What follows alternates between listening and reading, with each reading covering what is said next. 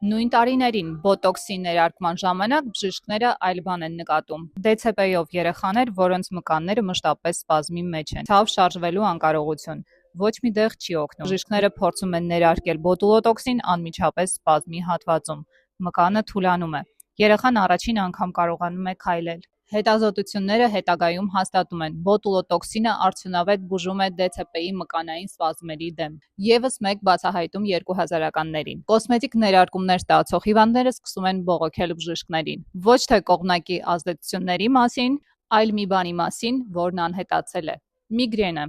Սկսվում են հետազոտություններ։ 2010 թվականին FDA-ը հաստատում է բոտոքսը որպես քրոնիկ միգրենի կանխարգելիչ բուժում ամսական 15 և ավելի օր գլխացավ ունեցողների համար։ Նույն մոլեկուլը կախված դոզայից սպանում է, կախված կիրառումից բուժում է։ Բոտուլոտոքսինը չի փոխվել 19-րդ դարից ի վեր, փոխվել է միայն մեր վերաբերմունքը դրա նկատմամբ։ Ահա թե ինչ կարող է անել գիտությունը ամենամահացու թույնի հետ։